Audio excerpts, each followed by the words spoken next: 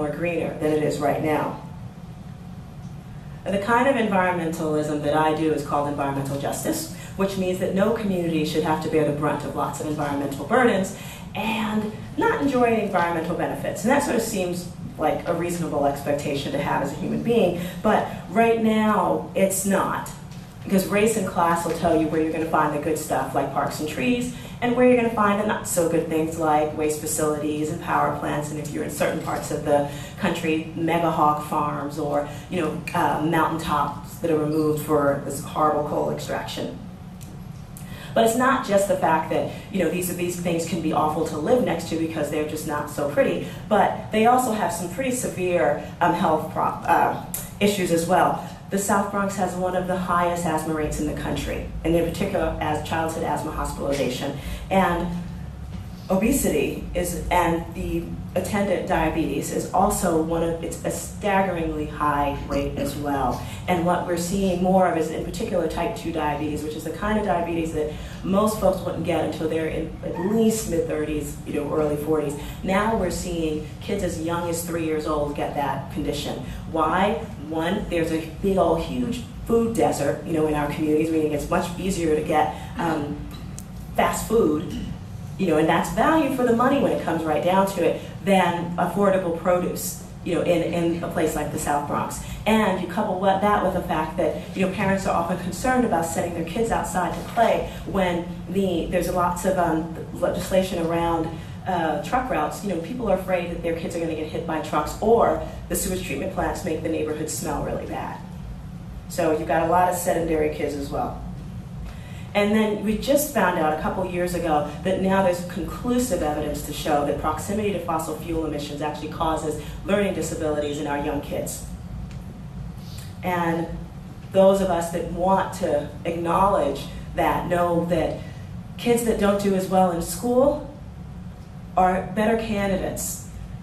Not so much for higher education or really good paying jobs, but definitely better candidates for going to jail through a lack of opportunities. But I got involved in this work because Giuliani, as mayor of our city at the time and also the state, decided that despite all the other environmental burdens that we were dealing with, that there needed to build a huge additional waste facility in our community, one that would have brought an additional 40% of the city's municipal waste to our community, even though we were already handling 40% of the city's commercial waste. It's a staggering amount of waste that was going to be brought to our neighborhood. And we just couldn't, and I got utterly and completely politicized. I'd been away from the neighborhood for a while, and suddenly I saw it very, very differently. When I realized, no, what had happened here was not just people who just didn't want to do. I mean, there were institutionalized legislation, regulations that made it so that it would be politically expedient to perpetuate the kind of abuses against the poor community of color. And it was okay. And I thought, no, it's not okay. And so this was a really important thing for me to be a part of, and I'm just grateful that my life kind of allowed me to be where I was at that moment in time. But I got to tell you, so we eventually won and fought that battle and won. We beat Giuliani. Pretty bad on that one. But the beautiful thing is that it really inspired me and a bunch of other folks to realize that, yes, we can fight as hard as we want, and we should be fighting against something, but what was it that we were fighting for? What kind of community did we really want to be in? What kind of community did we want to leave our kids? And most of us have realized that no one had ever asked us that question before.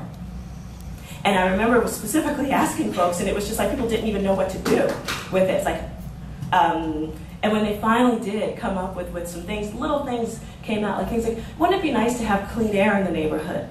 It'd be nice to be able to go to a park in our own community. It'd be nice if there were jobs here, especially ones that didn't force us to sacrifice our health or the environment. Nice, simple things that everybody on this planet should have, I would think. But it was enough of an inspiration to me to really think much further about this. But what really changed everything for me was my dog Xena. Okay, because around the time we were fighting against this waste facility, we kept getting these like little missives, you know, over the internet and everything else. Just like, look, we're doing Bronx River restoration projects, and we were offering little $10,000 seed grants. And I was like, that's great and dandy, but you know what? You can't get to the Bronx River from my community. It's like I knew I lived in a peninsula. You could see it on a subway map, but I'd never been to the waterfront because of all the other industry on the waterfront. And fortunately, got this beautiful dog of mine, and she pulled me into what I thought was a really nasty illegal garbage dump, and it was. However, what I didn't know was that illegal garbage dump actually dead-ended at the Bronx River. So once you got past the huge piles of garbage and waste facilities and all that, no waste facilities, it was just a dump, all that kind of crap that made you wish you'd never been in there, you actually ended up at the Bronx River. And it was just this beautiful, magical place as soon as you, if you didn't look behind you at things you didn't want to step on. But because of that, I was able to go back, write that little seed grant, enlist like anybody that I could, you know, to help do that, some of this work, including businesses. And then later on, we got the city to give us $3 million to create the park that's here right now. And it was just finished, built in 2006. And it's become this really tremendous part of the neighborhood itself, and one that has just become centered as like a real focal point there. And I loved it so much that I ended up getting married there in 2006. Notice my flower girl. And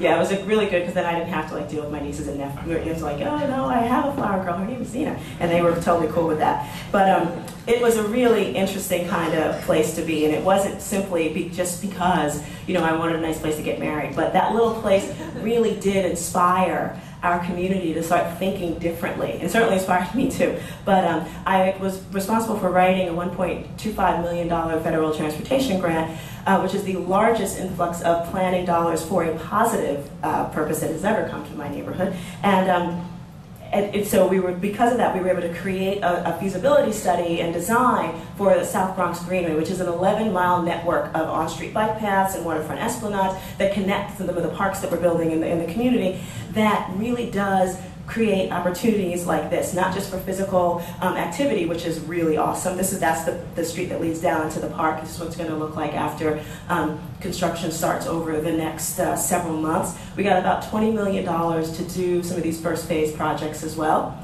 and that was a really exciting kind of time as well. This particular piece connects the South Bronx, which is very, very parks deficient. Once you cross a tiny little bit of waterfront, maybe 25 feet, it actually goes into a 400-acre park, which we can't get to because there's 25 feet of water between us. But this kind of change is going to allow that to happen.